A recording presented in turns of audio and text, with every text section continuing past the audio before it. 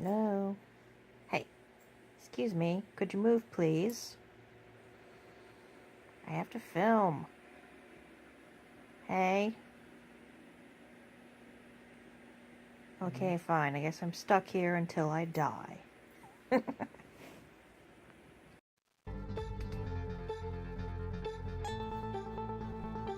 Hello Internet, my name's Shinn. Welcome to Wonderlust. It's good to be back. It goes without saying, but I love books. Lots of people do, and if you really love them, you tend to overlook their flaws. You might find something like an embarrassing typo, a character who's a total Mary Sue, or a little inconsistency or a plot hole. Sometimes it can spark a debate. But why don't they just use the time turner to kill Voldemort? And sometimes they just completely wreck your suspension of disbelief. Ugh. Okay, I can buy that a virgin college student might sign up to be a billionaire's sex slave, but that bitch not having her own computer or email address in 2011, that is a bridge too far.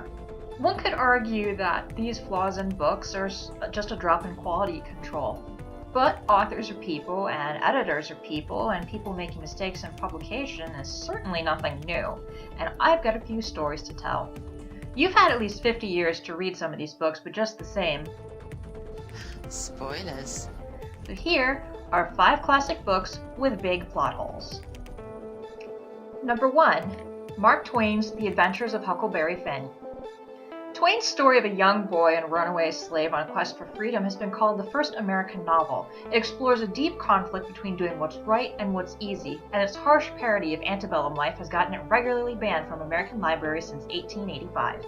The N-word appears in Huck Finn over 200 times, which a lot of readers find cringy and gross, and they're not necessarily wrong for feeling that way. But there's another sticking point in the story that's hard to ignore. Once Tom Sawyer shows up in the story, he and Huck cook up an elaborate scheme to help free Jim from capture.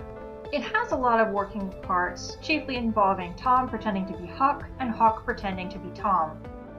They're teenagers, just go with it. But it ends up causing a lot of confusion for the reader.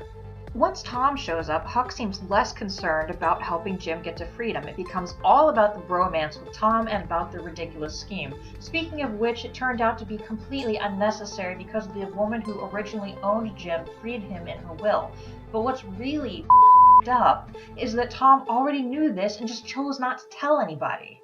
And now, Wonderlust proudly presents how Huck Finn probably should have ended. That sure was some adventure. If we'd known better, we could have done things a whole lot more different.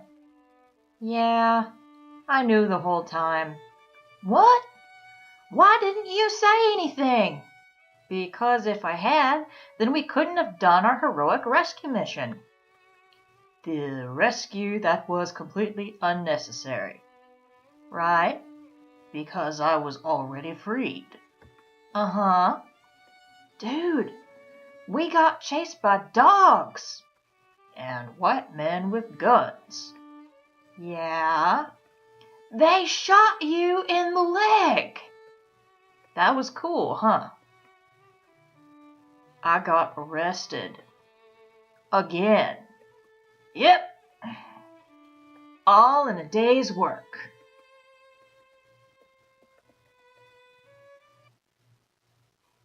So you can.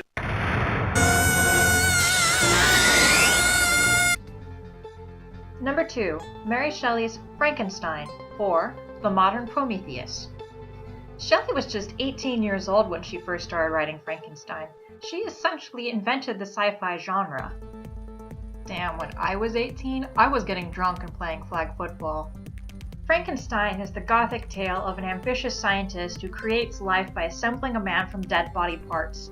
This tragic story of playing God and terrible loss has inspired countless college debates, bad movies, and worse Halloween costumes. But while it's a classic, it's so full of holes and inconsistencies I could devote a mini-series just to this book. Instead, I'll briefly touch on what's probably the most significant glitch. Once the creature wakes up on the slab, it's just a big, sad, stupid mess. Victor rejects his creature as an abomination and runs off, as one might.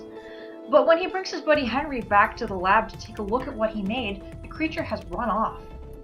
The creature shows up years later, and it's learned and talkative.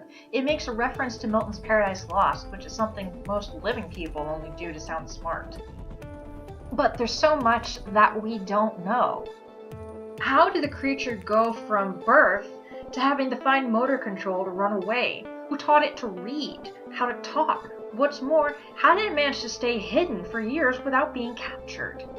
It was 8 feet tall with yellow eyes and creepy translucent skin. I know they didn't have Twitter back then, but seeing someone like that would cause enough of a stir where people would type thousands of notes to actual birds to get the word out.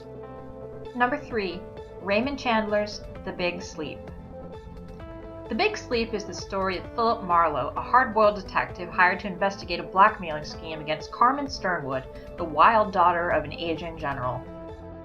It's got everything you could want in a crime novel. Intrigue, secret lovers, red herrings, murder. It was so popular that it was made into a movie twice, once in 1946 and once in 1978. In fact, the Coen brothers' classic film The Big Lebowski borrows its style of storytelling from Raymond Chandler. But there's one murder that never gets solved. Early in the story, Marlowe sees 2 cars take off from the scene of the crime, one of which belonged to Carmen's family. Marlowe later gets a call that the car was found driven off a pier with the chauffeur dead inside. A team of writers led by William Faulkner spotted this when they were working on the script for The Big Sleep, and they called Chandler to ask him, "Hey, who killed the chauffeur?" Chandler's response was, "Damned if I know."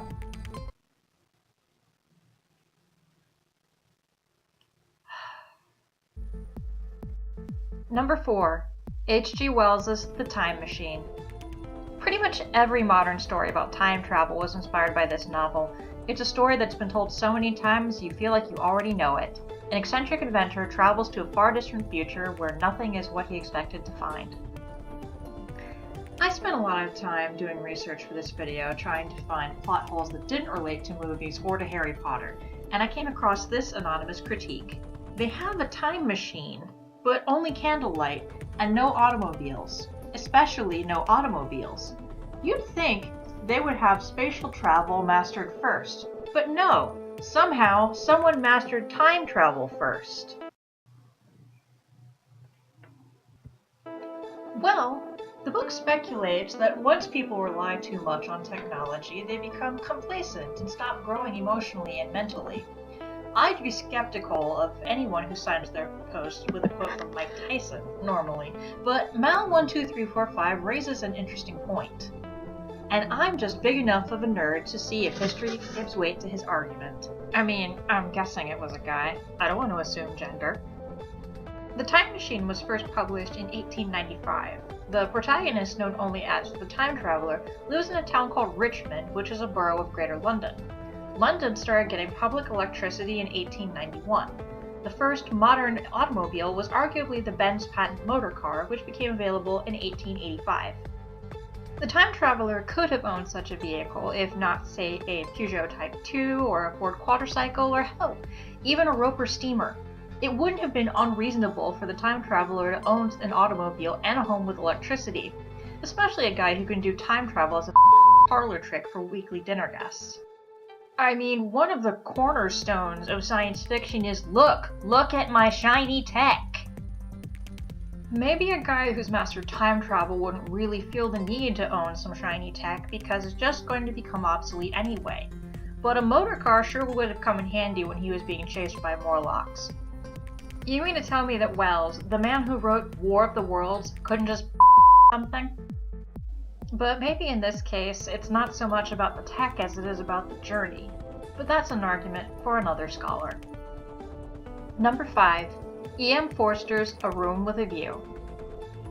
A Room with a View is both a classic romance and a critique of English society in the early 20th century. It was written during a time when single young ladies never traveled without a chaperone, and the offer to switch hotel rooms from a complete stranger was considered unseemly. Very unseemly. As in, causing so much of a kerfuffle that I almost stopped reading it the first chapter because I was bored. Unseemly. The most awkward meet-cute in the universe aside, Lucy Honeychurch and George Emerson have undeniable chemistry and keep running into each other across 2 countries. But Lucy struggles between following her heart and staying in the lane of polite society. And George doesn't care about what other people think of him, he just wants to live honestly and love Lucy for who she is. If you liked Pride and Prejudice, chances are you'd like this book too. Its one plot hole, while minor, annoys the ever-loving out of me, and I wanted a platform to complain about it. Okay, damn. So while Lucy's out and about in the Piazza della Signoria, she witnesses a murder. A random Italian guy stabs another random Italian guy right in front of her. She faints, as one might when they've experienced something that's scary, but it's okay because George is there to catch her. Here's the thing though, the murder is barely mentioned in the story after that. I had to reread parts of the book to figure out that the 2 men were having a scuffle over a £5 note. That's how unremarkable it was. Lucy was close enough to the scene of the crime that the victim's blood is splattered on her souvenir photographs, which George then chucks right into the river because he's kind of an idiot. Lucy is one of the best possible witnesses to a murder, but she's never detained by the police for questioning. People want the dirty details from her for the first part of chapter 5, but after Lucy says she'd rather not talk about it, the subject is dropped forever. While she's understandably shaken up, Lucy doesn't experience any sort of post-traumatic stress beyond the first day or 2. And then it's mere pages before the murder is erased from her mind and it's all George this and George that and wow, my proper fiance who is not George totally sucks balls. Who even were those guys? Did the murderer get caught? Or is he at large and killing hookers with a spoon? We don't know. If one of them was so hard up for £5 that he was willing to kill the other person for it, there had to be some serious going down. Hell, the only reason they're in the story at all is to get Lucy to faint into George's arms. If that was all Forster wanted to happen, he could have gone any number of ways. She could have gotten robbed and hit on the head, or twisted her ankle, or her corset was too tight.